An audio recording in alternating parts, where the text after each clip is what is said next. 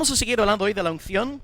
Gloria a Dios. El título general del mensaje es ungidos pero no engañados. ¿Okay? Ungidos pero no engañados. La semana pasada os hablé de la unción de la cachetada, la unción desde el helicóptero sobre Honduras, la unción de los pies de la pastora, la unción de Thor. Se me olvidó mencionarla la semana pasada. El pastor compra un martillo gigantesco y él te bendice, ¿no? Con el martillo.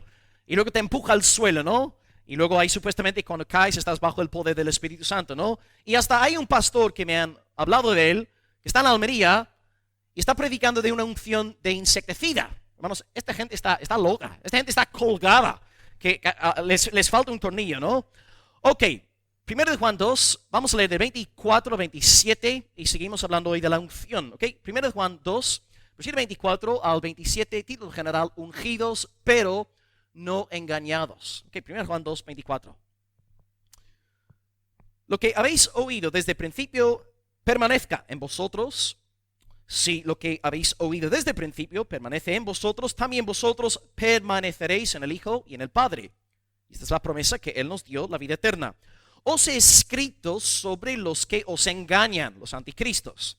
Pero la unción que vosotros recibisteis de Él permanece en vosotros y no tenéis necesidad de que nadie os enseñe, así como la unción misma os enseña todas las cosas y es verdadera y no es mentira. Y según la unción os ha enseñado, pues permaneced en Él, desde luego en Cristo. Ok, Juan sigue con el tema de la unción en nuestro pasaje y este punto de la carta está pensando en el tema de los anticristos, ¿verdad? No hace falta repetir que los anticristos antes habían sido miembros de la iglesia local, pero luego se apartaron predicando a un nuevo Jesús, una nueva doctrina de amor, y esto ha sucedido miles de veces en la historia de la iglesia. Nada nuevo bajo el sol. Juan entonces en estos 2 domingos nos está diciendo que tenemos nosotros un plan de seguridad. Hay algo que no va a permitir que nosotros seamos engañados ni seducidos por los falsos hermanos. Y este algo se llama la unción. Dios da la unción a su pueblo y la semana pasada os expliqué que la unción es simplemente una metáfora para aludir a... Ahí está. Con tan solamente entender este dato, no tenéis por qué encender YouTube y ver todas las burradas que se están proclamando hoy en el nombre de la unción. La unción es sinónimo del Espíritu Santo de Dios y Dios da la unción a su pueblo para que no se dejen engañar por los falsos hermanos. Bien, tenemos 3 puntos hoy. La semana que viene entraremos en una nueva sección de la carta, una sección dedicada a la segunda venida, la escatología. Tenemos 3 puntos, todos ellos empezando por la P, ¿ok? P1, principio, P2, promesa y P3, presencia. Principio, promesa y presencia. Bien, vamos a empezar pues leyendo una vez más el versículo 24. Principio dice: lo que habéis oído desde el principio permanezca en vosotros. Y si lo que habéis oído desde el principio permanece en vosotros, también vosotros permaneceréis en el Hijo y en el Padre. Ok, desde el principio, lo que habéis oído desde el principio en Juan, como he explicado en un mensaje antes, desde el principio puede tener uno de 2 significados. Y tenemos que interpretar la frase en su contexto. La primera posible interpretación sería: desde el principio alude al principio de todas las cosas. Por ejemplo, en 1 de Juan 3:8 dice que el diablo peca desde el principio. Está aludiendo al principio de todas las cosas. Y la otra posible interpretación es que desde el principio alude a la llegada del evangelio a esta comunidad de creyentes. No sabemos quiénes son, pero puede significar o el principio de todas las cosas o al principio de la llegada del evangelio a los hermanos a quienes está dirigida la carta de 1 de Juan. Pues bueno, creo que es bastante evidente que la interpretación correcta es la segunda, porque los hermanos habían oído algo desde el principio, pero aquellos hermanos no estaban en el principio cuando Dios creó los cielos y la tierra y cuando Satanás pecó. Por lo tanto, la interpretación aquí correcta es que desde el principio alude a la llegada del evangelio a estos hermanos aquí en la carta. Entonces ellos recibieron algo en el principio y tenían que permanecer en este algo. Entonces, ¿qué es este algo? Pues este algo es Cristo, el Evangelio de Cristo, la doctrina del Hijo. Y el que tiene la doctrina del Hijo tiene la doctrina del Padre. El verdadero cristiano no es aquel que en un momento muy emocionalmente cargado, en un culto, levanta su mano y pasa al frente para recibir la oración del pecador, y a partir de aquel momento en adelante ha nacido de nuevo y va a ir al cielo sí o sí. No, el verdadero creyente es aquel que no solamente cree el Evangelio en un momento dado de su vida, sino que permanece en el Evangelio hasta la muerte. Ha recibido al Hijo, ha habido una verdadera conversión, una nueva naturaleza, y esta persona va a permanecer en el Señor hasta su muerte. Sí, con sus luchas, sí, con sus caídas, sí, con sus pecados, pero permanece en la fe porque es un verdadero hijo de Dios. Tristemente hay muchas personas que supuestamente hace 20, 30 años levantaron la mano en el culto diciendo que aceptaron al Señor Jesucristo y nunca han tenido nada que ver con la iglesia, nunca han leído sus Biblias, nunca han orado a Dios, no han tenido comunión con el pueblo del Señor, pero se creen salvas aquellas personas porque hace 20 años levantaron sus manos en el culto.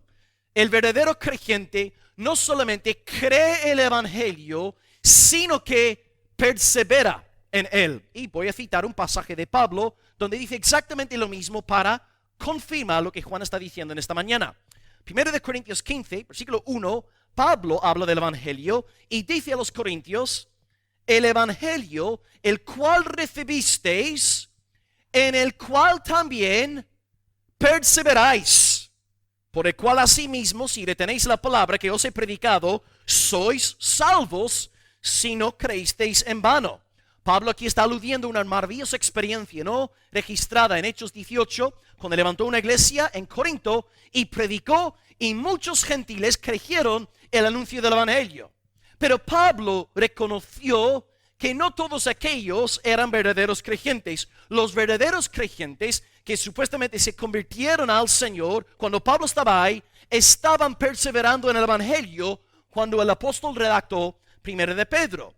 El verdadero creyente pues no solamente cree en el Evangelio a principios de su vida cristiana, sino que permanece en el Evangelio, se gloria en el Evangelio, medita constantemente en el Evangelio, dice amén al Evangelio, ama el Evangelio, abraza el Evangelio. Así que ya podemos empezar preguntándonos en esta mañana: ¿sois salvos? ¿Sois verdaderos creyentes? ¿Amáis el Evangelio? ¿Creéis el Evangelio? ¿Os regocijáis en el Hijo de Dios? Si podéis contestar con un sí, pues sois verdaderos creyentes. Estáis permaneciendo en la fe. Es la señal de la fe salvadora. Entonces necesitamos fe salvadora. Pero la Biblia nos advierte acerca de otros tipos de fe. Y hace un año y pico os hablé brevemente sobre 3 tipos de fe que salen nombrados en la Biblia que nos salvan el alma. Fe número 1, la fe no salvadora, la primera, es una fe intelectual. Una fe que solamente, entiende la doctrina cristiana, la teología. Os voy a lanzar una pregunta. La doctrina de Trinidad, ¿no? ¿Creéis en la doctrina de Trinidad, verdad? Sí, nuestra confesión de fe. El segundo punto habla del Dios triuno. Hermanos, ¿Satanás sabe que Dios es trino? ¿Ok? ¿Satanás sabe que Jesucristo es 100% hombre y 100% Dios? ¿Satanás sabe que Cristo murió en la cruz del Calvario y resucitó literalmente el tercer día? ¿Es Satanás salvo? ¿Ves? Una cosa es tener una interacción teológica con el sistema cristiano, otra cosa es abrazar las verdades de la palabra de Dios. Así que una fe meramente intelectual no salva a nadie. Número 2, otro tipo de fe es lo que llamamos una fe temporal, una fe pasajera, y esta fe sale nombrada en la parábola del sembrador. Podemos pensar en 2 tipos de tierra. La primera semilla, ya fue devorada al instante por los pájaros, pero la segunda semilla fue sembrada en tierra de poca profundidad. Y la semilla pues no tenía raíz en sí. Y Cristo dice que esta semilla es la persona que al instante, en un culto muy emocionante, ¿no?, recibe al Señor, supuestamente, entre comillas, pero luego vienen las persecuciones por causa de la palabra y se aparta, ¿no? Y Cristo dice que esta semilla crece y luego se marchita, ¿no?, ante el calor del sol. Y luego el tercer tipo de semilla es sembrado en tierra que tenía pues espinos, y Cristo explica que esta tercera semilla alude a los afanes de este siglo, el engaño de las riquezas y las codicias de otras cosas. O sea, la diferencia entre el segundo tipo de semilla y el tercer tipo de semilla es que el segundo tipo recibe persecución desde afuera. Y como no quiere caerle mal a sus padres, como no quiere caerle mal a sus amigos, se aparta del Señor avergonzado del Evangelio. O sea, es una persecución desde afuera.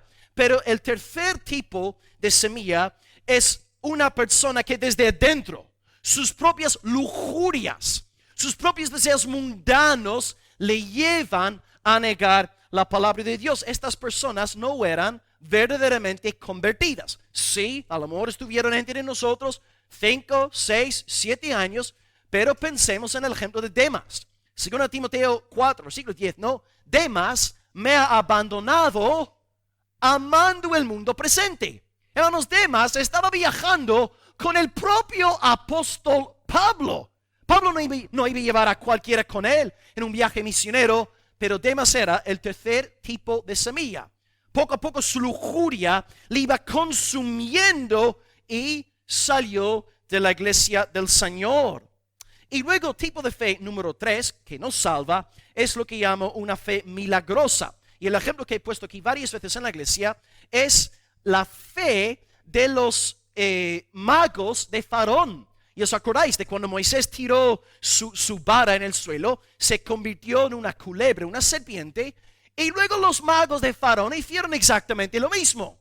Y después Jesús dice, Mateo 7, versículo 21, en el último día vendrán muchos diciendo, Señor, Señor, ¿no hemos profetizado en tu nombre? ¿No hemos echado fuera demonios en tu nombre? ¿No hemos hecho muchas maravillas en tu nombre? Y yo les diré, apartaos. O sea, ¿cómo puede ser que haya gente echando fuera demonios en el nombre de Cristo, pero no es gente nacida de Dios? O sea, es una fe milagrosa. Yo aquí no puedo entenderla, ¿no? Pero es una fe milagrosa, pero no salva el alma. Así que la fe intelectual no salva, la fe pasajera no salva, la fe milagrosa no salva. ¿Cómo es entonces la fe verdadera? La fe que estamos ahora estudiando aquí en esta mañana. Pues según los reformadores, ellos utilizaron 3 vocablos en latín para hablar de la verdadera fe. Y aquí están en la pantalla. Noticia, pizza, spaghetti, bolognesa. 2, ascensus. Y número 3, fiducia, ¿ok? Noticia, ascensus y fiducia, según los reformadores, ¿ok? Una breve definición de los 3 vocablos para ver si tenemos verdadera fe. Noticia, ok, noticia alude a una noticia. La noticia de que Cristo fue crucificado por los pecados y resucitó al tercer día. La noticia alude al evangelio. Hermanos, Dios te ama, no es el evangelio. Dios tiene un maravilloso propósito para tu vida, no es el evangelio. Dios quiere sanarte y prosperarte, no es el evangelio. El evangelio es que Cristo ha derramado de su preciosa e inmaculada sangre por el perdón de los pecados y ha resucitado literalmente al tercer día. Este es el evangelio apostólico predicado por Juan, predicado por Pablo. No puede haber verdadera salvación sin la noticia, el evangelio de Cristo. Número 2, ascensus. Ascensus, pues en castellano se traduce como asentir.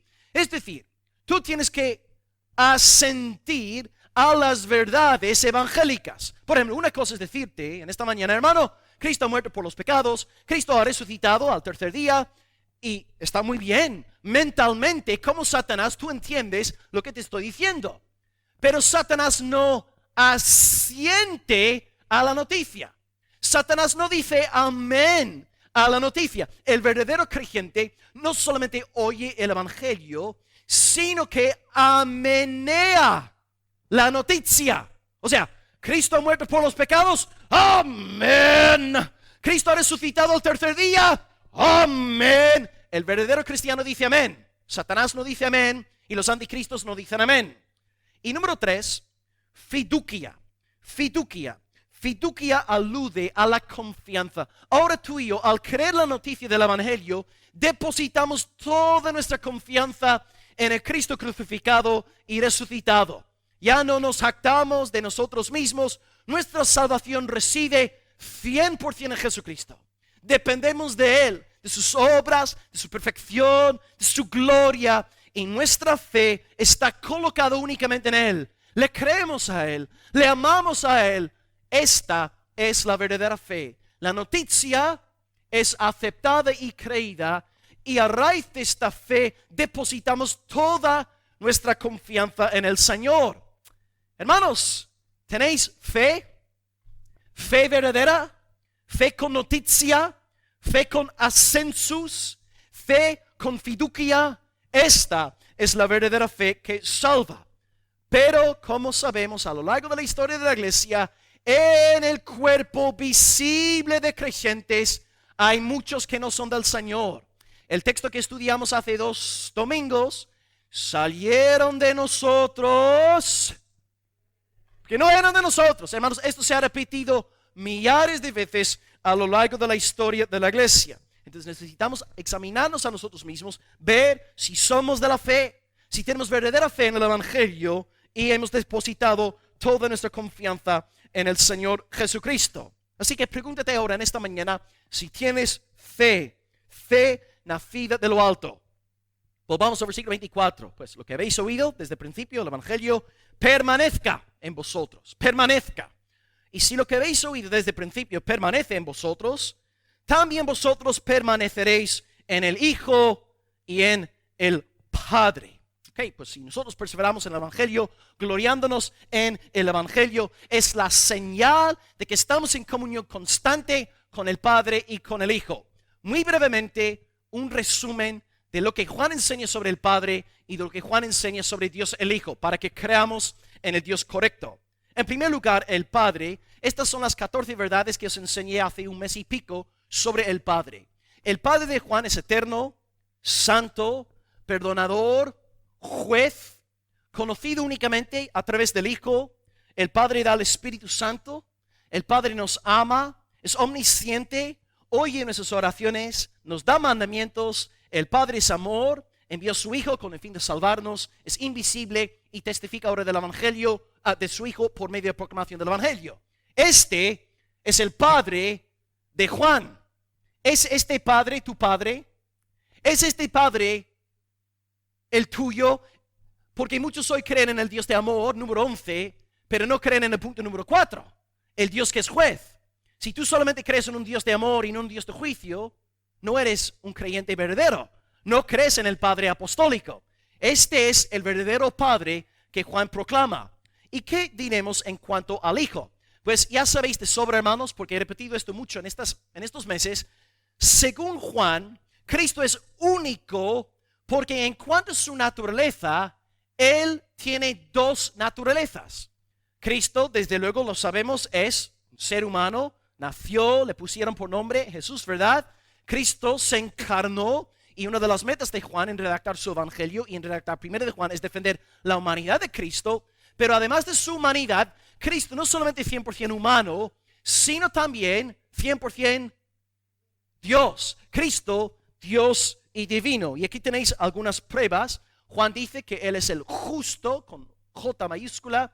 Dice el que tiene al Hijo, tiene al Padre. Cristo es impecable. ¿Cuántos seres humanos impecables hay? ¿Ninguno? Incorrecto. Hay uno. Jesucristo, el único ser humano impecable. 4, Él es objeto de la fe. 5, Él da la vida. 6, Él es el Salvador. Y para mí la mayor demostración de la deidad de Cristo en toda la carta se ubica en el 1 Juan 5, versículo 20, donde dice, el Hijo de Dios, estamos en el verdadero y en su Hijo Jesucristo. Jesucristo es el verdadero Dios y la vida eterna. O sea, hermanos, más explícito imposible.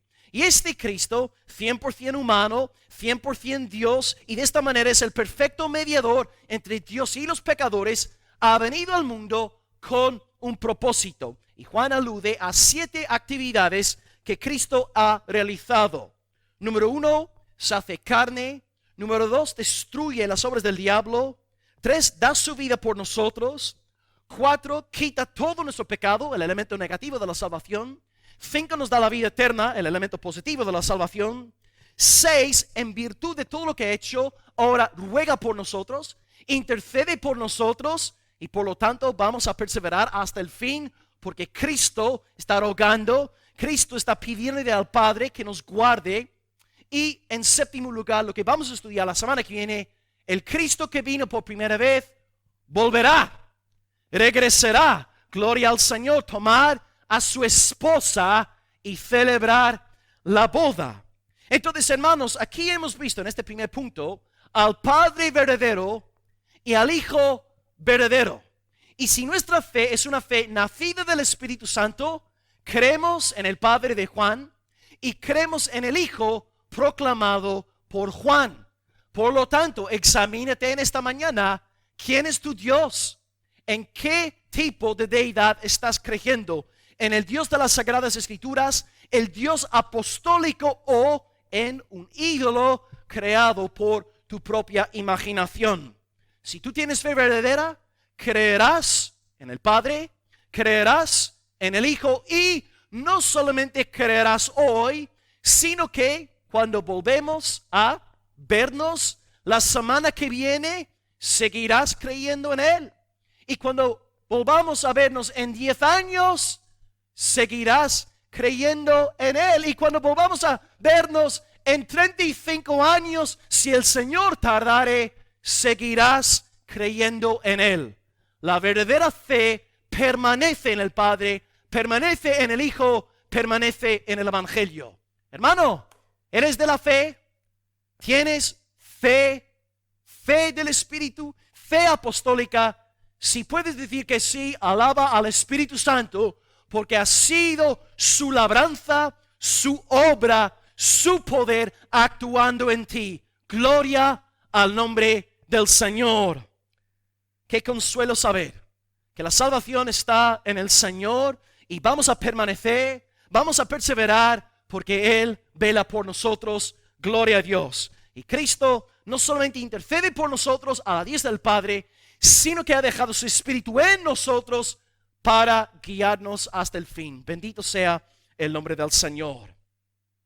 Ok, punto número 2, y aquí voy a entrar un poco en el tema de la semana que viene, escatología. Ahora por primera vez vamos a desarrollar el tema del futuro de forma más extensa. Ok, versículo 25, la promesa. Y esta es la promesa que Dios nos hizo, la vida eterna. Esta es la promesa que Dios nos hizo, la vida eterna. Bien, hay una conexión lógica aquí, ¿no? Aquellos que perseveran en el Evangelio tienen la promesa de la vida eterna. O sea, los verdaderos creyentes permanecen en la fe y tienen la promesa de la vida eterna. Hay una conexión aquí entre versículos 24 y 25. Ok, estamos hablando ahora sobre las cosas venideras, la vida eterna que nos espera. Antes de llegar a nuestro versículo, Juan habla sobre el futuro en 2 ocasiones. En el 2:8, Juan dice que las tinieblas van pasando y la verdadera luz ya alumbra, o sea, la luz venidera de alguna manera ya está presente en el mundo. O sea, estamos en un mundo rodeado de tinieblas, pero Álvaro, por ejemplo, al ser un creyente, la luz de Dios está en él, en un mundo oscuro, y algo de esta luz gloriosa que ha de venir y manifestarse plenamente en el día de Cristo, algo de esta luz ya está alumbrando en el presente. Y luego el otro texto donde Juan habla del futuro, el 2:17, donde dice que los que hacen la voluntad de Dios permanecerán para siempre. ¿Os acordáis de que el sermón? No habrá un solo momento en toda la historia de la eternidad cuando Nicolás Carrillo, cuando Ramón García no estén. ¿Os acordáis? O sea, es una promesa de vida eterna. Y aquí volvemos a lo mismo. Versículo 25. Esta es la promesa que Dios ha hecho a aquellos que permanecen en el Evangelio hasta el fin. La vida eterna. La vida eterna. La vida eterna es lo que Dios regala a los verdaderos creyentes. Y aquí tenéis un pasaje hermoso de Juan capítulo 14, donde Cristo mismo nos habla de esta promesa. Dice Jesús en el versículo 1, no se turbe vuestro corazón. ¿Creéis en Dios? creed también en mí. O sea, señal de su deidad, ¿verdad? En la casa de mi Padre muchas moradas hay. Si así no fuera, yo os lo hubiera dicho. Voy pues a preparar lugar para vosotros, y si me fuere y os prepararé lugar, vendré otra vez. Os tomaré a mí mismo, para que donde yo estoy, vosotros también estéis. Es decir, Cristo quiere que tú estés con Él. El Cristo que está a la diestra del Padre está intercediendo por ti, porque Él quiere que tú estés con Él. ¿Qué es el hombre para que tengas memoria de Él? Pensar que el santo ser, el eterno Hijo de Dios, el que es más grandioso que el mismo universo, ruega por nosotros y nos da de su espíritu, porque quiere que tú y yo, pobres pecadores, estemos con Él por los siglos de los siglos. Alabado sea Cristo, gloria a su santo nombre. ¿Cómo entender esto, hermanos? Cristo quiere que tú y yo estemos donde Él esté. Oh, qué dulce, qué consuelo, hermanos, en esta mañana.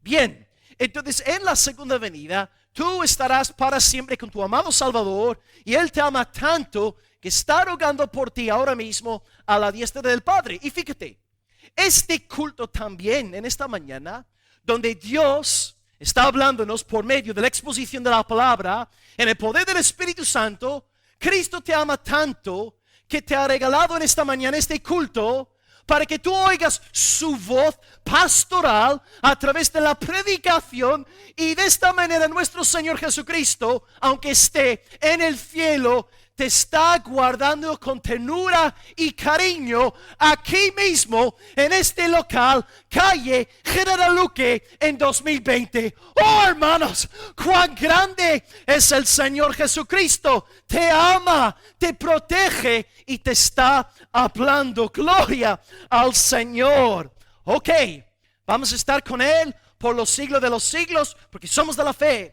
tenemos fe auténtica, perseveramos en el Evangelio.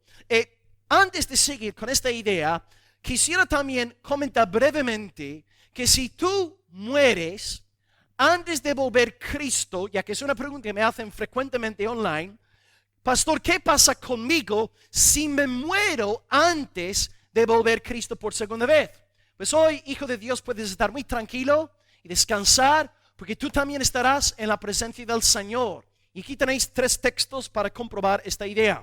Lucas 23, 43, Cristo en la cruz diciendo al pecador arrepentido: de cierto te digo que hoy estarás conmigo en el paraíso. Paraíso, sinónimo de la gloria de Dios, la presencia de Dios. Pablo, ¿verdad?, fue llevado al paraíso de Dios, la gloria de Dios, la presencia de Dios. Cristo no dice: te digo hoy que estarás dormido conmigo, que hoy estarás soñando conmigo hasta la segunda venida. No, hoy estarás conmigo en el paraíso. El creyente al morir va directamente a la presencia de Dios. Texto número 2, 2 Corintios 5, 8 dice: quisiéramos estar ausentes del cuerpo y presentes al Señor. ¿Veis? En la mente de Pablo, el estar ausente del cuerpo significa estar presente al Señor. El momento que tú dejes este cuerpo, esta cáscara terrenal, tu alma pasará a estar con el Señor Jesucristo.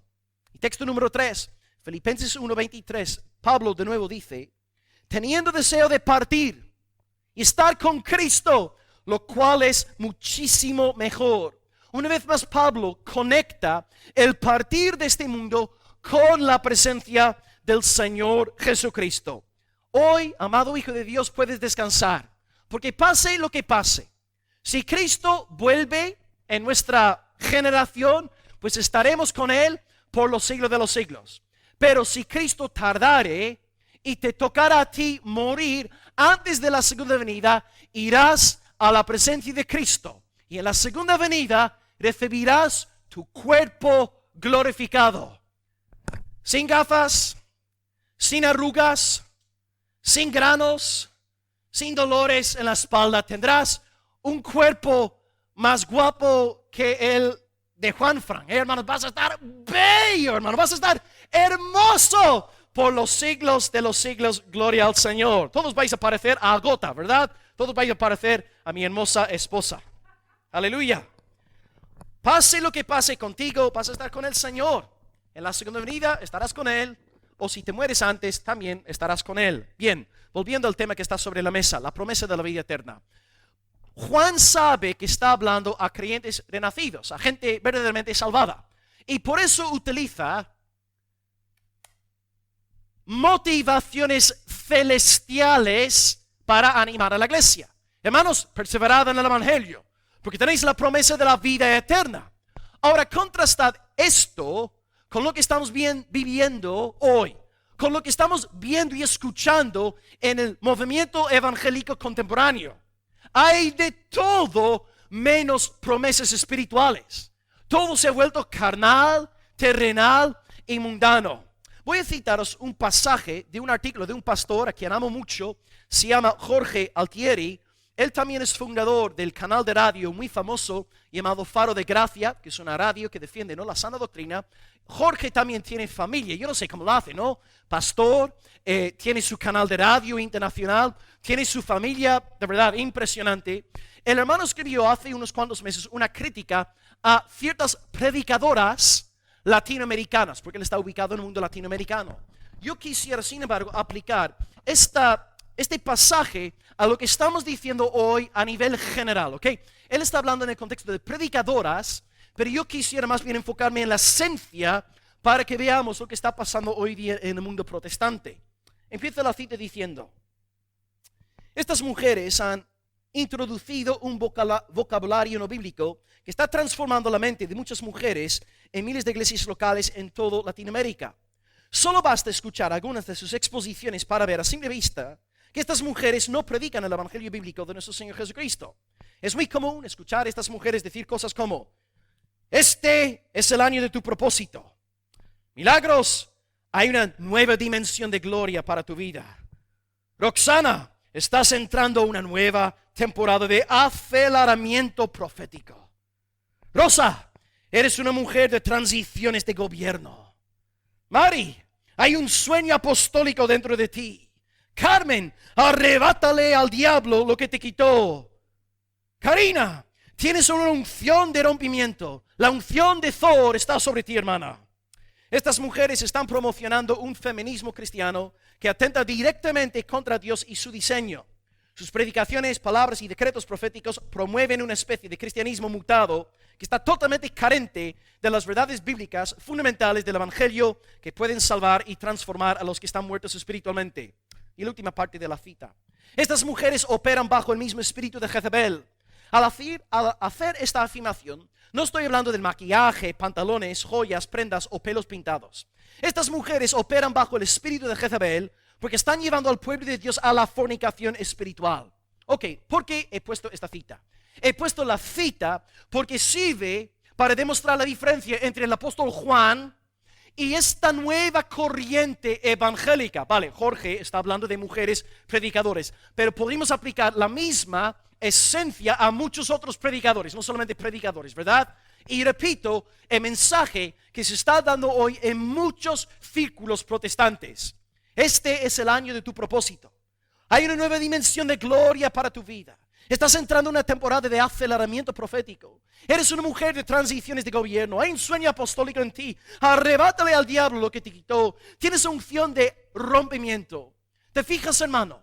Donde Juan apela a lo celestial, lo espiritual, el regalo de Dios en Cristo por el poder del Espíritu Santo, ¿no?, la vida eterna. Lo que estamos viendo hoy es simplemente una referencia al ego humano.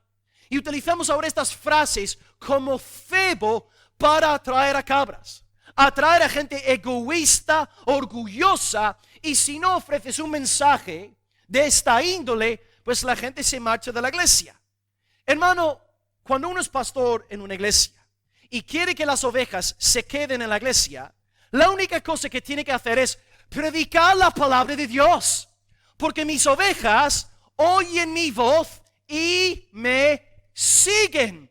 Ahora bien, si quisiéramos tener una iglesia grande, repleta de cabras y egoístas y anticristos, pues vamos a cambiar el mensaje y empezar a dar promesas huecas. Pero queridos hermanos, estas iglesias están repletas, están llenas, tienen miles de miembros aquellas iglesias. Pero nosotros tenemos que seguir la línea de Juan. Y aunque nos quedemos con 8, como en los días de Noé, predicar la verdadera palabra de Dios, de fe, de arrepentimiento, de la gloria de Dios en Cristo y el poder del Espíritu Santo. Así que, ¿por qué estás tú en la iglesia? ¿Qué es lo que esperas de Dios? ¿Quieres ser engrandecido, exaltado? ¿Quieres que todo gire en torno a tu ego? ¿O estás aquí en esta mañana porque quieres alabar al Señor, exaltar a tu Dios, permanecer en el Evangelio, serle fiel, darle gloria? ¿Cuál es la disposición interna de tu alma? Dios nos dé a todos un apetito espiritual. Yo os digo, hermanos, que si Juan estuviera entre nosotros, ni en 1000 años estaría soltando estas barbaridades que hemos citado en el artículo del hermano Jorge. ¿Qué necesita la iglesia en el siglo XXI? No necesita mensajes egoístas, no necesita más autoestima, no necesita luces, ni entretenimiento, ni máquinas de humo. Hermano, ¿te acuerdas, Gustavo? Máquinas de humo tampoco hacen falta en la iglesia del Señor.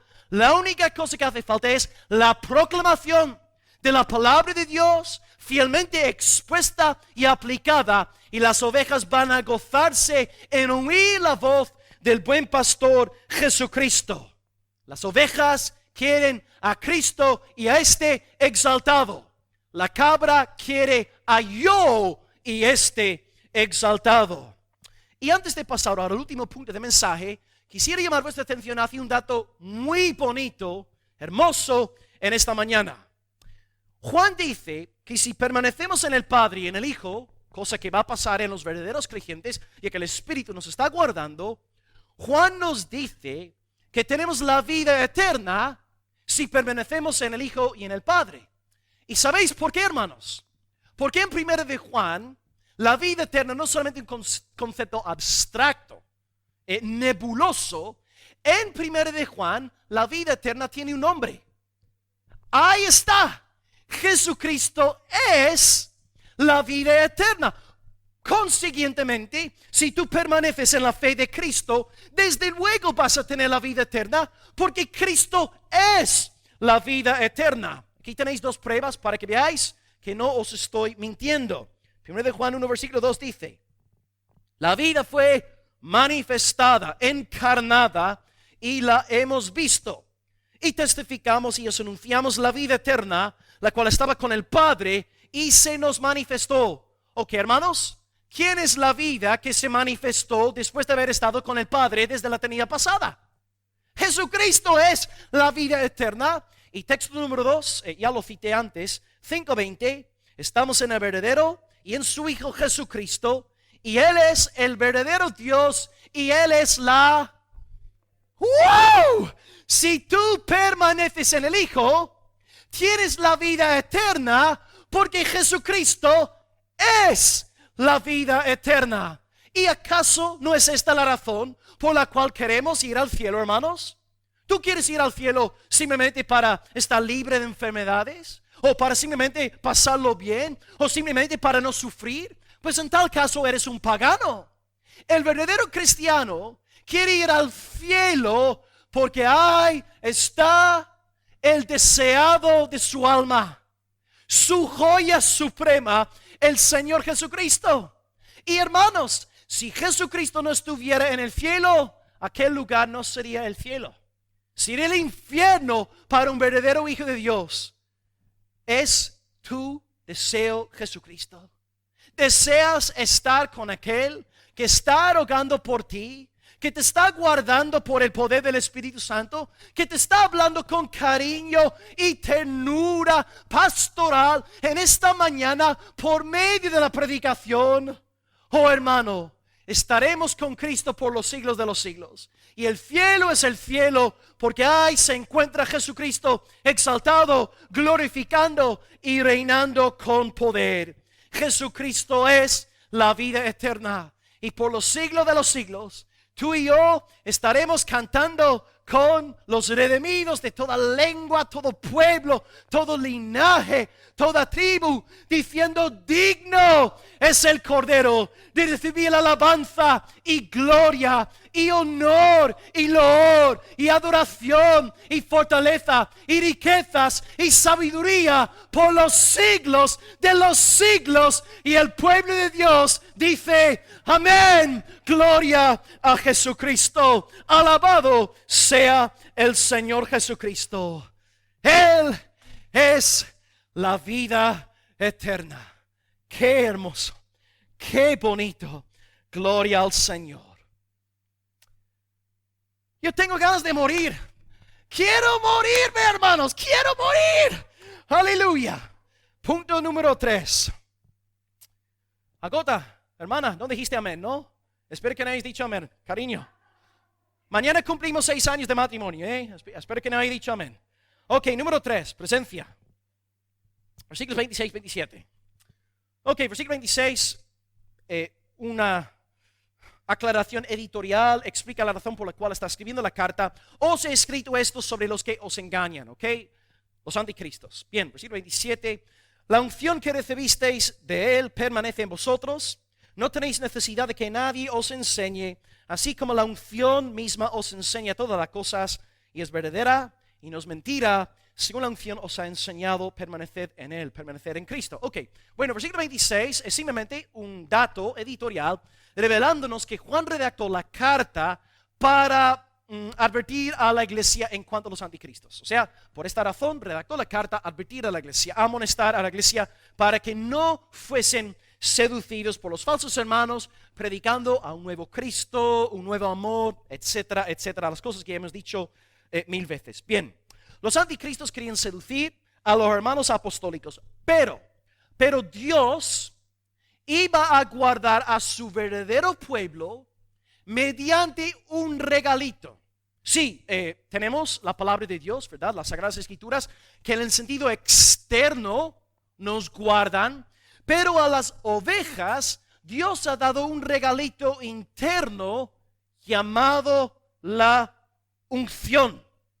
Dios da la unción a su pueblo para que no se dejen engañar. Bien, versículo 27.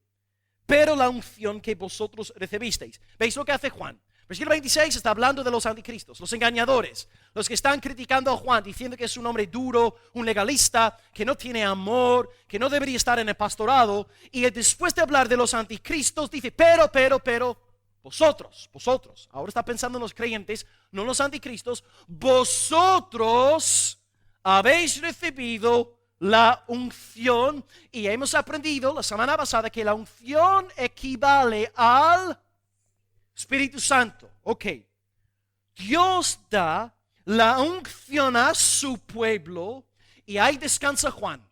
Juan sabe que los verdaderos creyentes no se van a dejar seducir porque tienen algo llamado la unción. Esta unción no es humanista, esta unción no es egocéntrica, esta unción no viene buscando brillar, ni resplandecer, ni ser el centro de atención. Esta unción viene para que Cristo sea exaltado y glorificado y Él el centro de atención. Y al recibir la unción, el Espíritu Santo, que permanece en nosotros, y por esta razón permanecemos en el Evangelio, porque el Espíritu permanece en nosotros, Dios nos preserva, por lo tanto perseveramos. Tenemos el Espíritu, permanece en nosotros, y Juan dice: y no tenéis necesidad de que nadie os enseñe, porque la unción os enseña todas las cosas. Ok, pues pastor, si interpretamos esto literalmente, y la unción, el Espíritu Santo está en todos nosotros que somos salvados, y no tenemos ahora necesidad de que nadie nos enseñe, pues hermano, ¿qué haces hoy en este culto? ¿Por qué no te fuiste después del tiempo de alabanza? Porque estás ahora sentado escuchando la exposición y la predicación de la palabra de Dios. Porque si tú tienes el Espíritu Santo, no necesitas que nadie te enseñe. Bueno, hermanos, contexto, palabra clave, la palabra no muy popular entre los anticristos.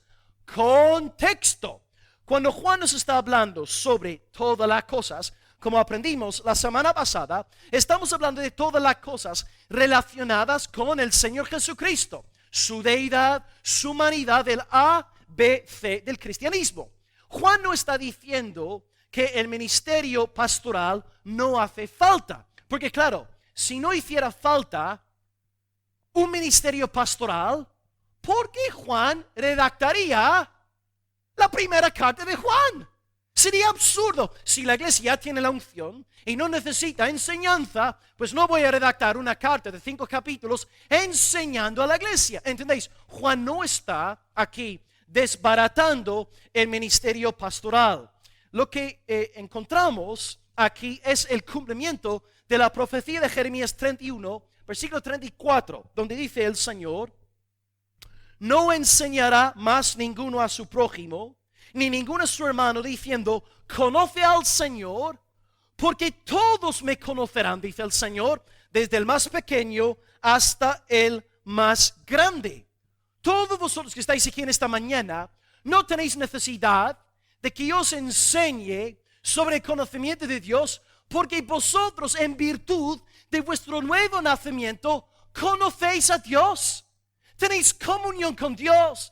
Vosotros no necesitáis que yo os enseñe sobre la doble naturaleza de Cristo, porque por el simple hecho de tener el Espíritu Santo, tú sabes que Cristo es 100% Dios y 100% hombre.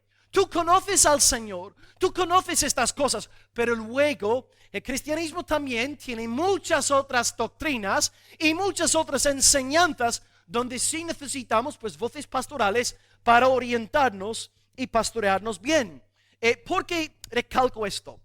No sé si este grupo llegó a España, no sé si alguien podría decirme o no, pero en el siglo XVII, en el mundo evangélico, en el Reino Unido, se levantó un movimiento llamado el movimiento de los cuáqueros. Los cuáqueros también son conocidos como la sociedad religiosa de los amigos, y ellos utilizaban nuestro versículo, 1 de Juan 2:27, diciendo literalmente que al tener ellos la unción, gozaban de la misma revelación que los propios apóstoles. Y entonces ellos acabaron quitando las Biblias de la iglesia, dependiendo de revelaciones privadas de los hermanos que se ponían en pie a exhortar a la iglesia. Y creo que todos sabéis cómo habrá acabado todo aquello, ¿verdad? Un caos, un desastre. En aquellos días no había rey, sino que cada uno hacía lo que bien le parecía. La unción llega a nuestra vida y la unción sí nos enseña la verdad tocante al Padre, tocante al Hijo, pero esto no descarta la necesidad del ministerio pastoral. Y bien, este Espíritu nos enseña todas las cosas y acaba Juan diciendo que la unción es verdadera y no es mentira. Claro, es verdadera porque testifica de Cristo, el que es la verdad, y es verdadera y no es mentira. Y luego acabamos con la última cláusula: y según ella os ha enseñado, según la unción os ha enseñado, permaneced en Cristo. Aquí pues tengo una cita de Martin Lloyd Jones.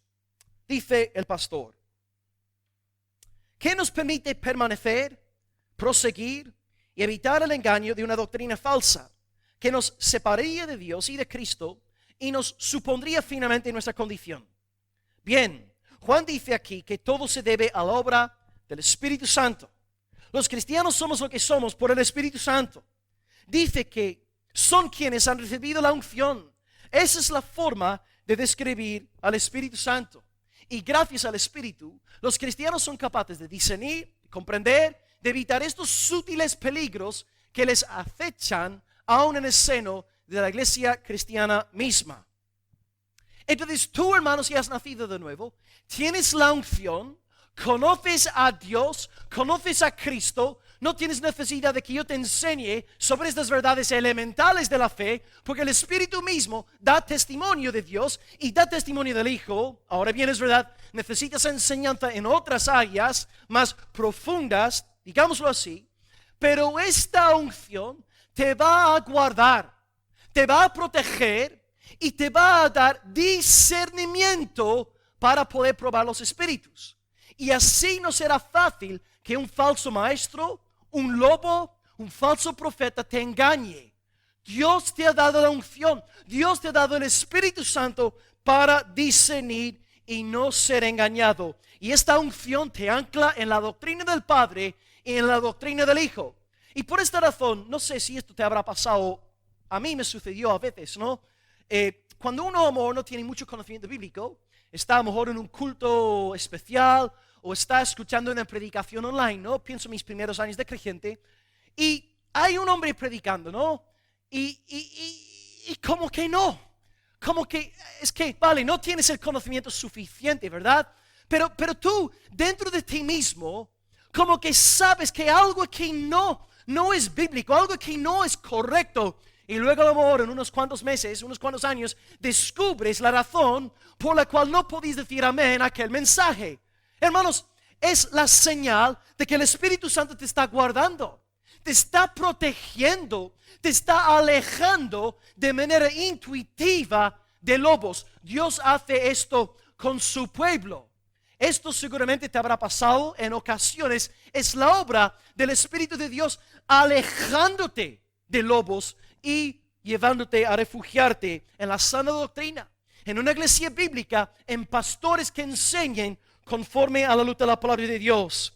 Entonces yo en esta mañana descanso como Juan descansó, porque Juan sabía que iglesia había experimentado una división tremenda y tuvo que redactar la carta en respuesta a la división. Pero Juan descansó sabiendo que los ungidos, los que tienen la unción, van a permanecer en Cristo, van a permanecer en el Evangelio, por lo tanto no tiene por qué preocuparse. Gloria a Dios, la iglesia no está en las manos del pastor Will, y por esta razón yo puedo comer esta tarde, dormir, después de nadar con Chloe esta tarde, ¿verdad? Si el Señor quiere, y descanso en paz, roncando, ¿no? Como una foca constipada. Estoy tranquilo porque la iglesia está en las manos del Señor. Él ha dado a los verdaderos creyentes la unción, y esta unción lleva a los verdaderos hermanos a discernir los espíritus. Y por lo tanto los verdaderos creyentes no se van a dejar seducir por el humanismo. Y por lo tanto, el pastor está en modo de reposo. Descansa, predica la palabra, exhorta a partir de la palabra, advierte a partir de la palabra y deja los resultados en las manos del Señor. Y como bien decía Martín Lutero en un programa que vi ayer, le preguntaron a Lutero: ¿cómo has conseguido revolucionar el continente europeo con tu mensaje? Y Lutero dijo: yo no hice nada. Lo único que yo hice fue ponerme en el púlpito, enseñar la palabra de Dios, me fui a casa a descansar y a dormir, y la palabra lo hizo todo. La palabra trajo la reforma. ¡Qué descanso para los verdaderos hijos de Dios en esta mañana! Tú vas a permanecer en la fe hasta el fin, no por tu mérito, no por tus esfuerzos, no por muchas buenas obras, ni por la falta de malas obras. Tú vas a permanecer en la fe porque Dios te ha dado un plan de seguridad llamado unción. Tienes el Espíritu Santo y por lo tanto estaremos todos juntos en la gloria venidera exaltando al Salvador Jesucristo. Gloria a Dios por el Espíritu Santo. Gloria a Dios por la unción. Perseverad pues en la fe, amados hermanos. Ok, leamos el texto por última vez antes de concluir en esta mañana. 1 Juan 2, de 24 al 27. Dice: lo que habéis oído desde el principio permanezca en vosotros. Y si lo que habéis oído desde el cielo permanece en vosotros, también vosotros permaneceréis en el Hijo y en el Padre. Y esta es la promesa que Él nos hizo, la vida eterna. Os he escrito todo esto sobre los que os engañan. Pero la unción, el Espíritu Santo, que vosotros recibisteis de Él permanece en vosotros. Y no tenéis necesidad de que nadie os enseñe, así como la unción os enseña todas las cosas. La unción es verdadera, la unción no es mentira, y según la unción os ha enseñado, pues permaneced en Cristo. Hoy hemos visto 3 puntos. Punto número 1, el principio. Hemos explicado en el primer punto que el verdadero cristiano no es aquel que levanta la mano en un culto con mucha musiquita, máquinas de humo, emocionalmente cargado y hace la oración del pecador y ya está, es salvo. No. El verdadero creyente es aquel que, después de abrazar a Cristo por la fe y el arrepentimiento, permanece en el Hijo hasta el fin. Y Por esta razón, esta mañana hay hermanos que lleváis 10 años en el Señor, 15 años en el Señor, 20 años en el Señor, porque sois verdaderos creyentes. Permanecéis en el Evangelio que abrazasteis hace 10, 15, 20 años. ¿Verdad? Amáis el Evangelio, ¿no? Os encanta el Evangelio. Os da gusto oír la proclamación del Evangelio porque sois verdaderos creyentes. Así que, hermanos, permaneced en el Evangelio. Y hasta permanecer en Cristo, en la doctrina del Padre, en la doctrina del Hijo, en la doctrina del Espíritu. Número 2, hablamos de la promesa. Lo más chulo que vimos es que la vida eterna tiene un nombre. La vida eterna es el Señor Jesucristo. Y también recalqué que Juan usa motivaciones espirituales para animar a la iglesia. Él no tiene que dar promesas de aceleramiento profético, ni sueños apostólicos, ni vienen cosas grandes, no, porque no tiene que animar a cabras. Está animando a ovejas, tienen una nueva naturaleza, una naturaleza espiritual, y por lo tanto Juan da promesas espirituales. Así que también en esta mañana, hermano, os animo con la promesa de la vida eterna. Permanece en Cristo, Él es la vida eterna, y pase lo que pase contigo, estarás con el Señor. En la segunda venida estarás con Él, y si te mueres antes de la segunda venida, también estarás con Él. Amén, gloria a Dios. Y número 3, para acabar hoy, presencia. Acabamos hablando brevemente sobre la unción. La semana pasada hablamos más extensamente sobre él, recalcando que la unción es el plan de seguridad que Dios regala a sus hijos para que no caigan en manos de lobos ni de falsos hermanos. La unción nos lleva a probar todos los espíritus a la luz de la palabra de Dios, a la luz de la gloria de Dios. Y esta unción da un tremendo descanso al apóstol Juan, da un tremendo descanso al pastor Will Graham, siglo XXI, y da un descanso tremendo a los verdaderos creyentes, porque los verdaderos creyentes con verdadera fe que permanecen en la doctrina del Hijo, saben que van a permanecer en la fe hasta el fin, porque están en las manos del Dios Todopoderoso, el Dios Trinitario. Hermano, estás en las manos del Padre, estás en las manos del Hijo, y el Espíritu Santo mora en ti. Si Dios el Padre te está guardando y Dios el Hijo te está protegiendo y el Espíritu Santo está dentro de ti, ¿quién te va a arrebatar de las manos del Señor? Tu salvación está asegurada, hermano. Está garantizada en esta mañana. Hoy pues, contempla a Dios. Ahí reside tu salvación. Y pecadores en esta mañana incrédulos, todo lo que tenéis que hacer en esta mañana para disfrutar de este manjar es colocar fe en el Cristo resucitado,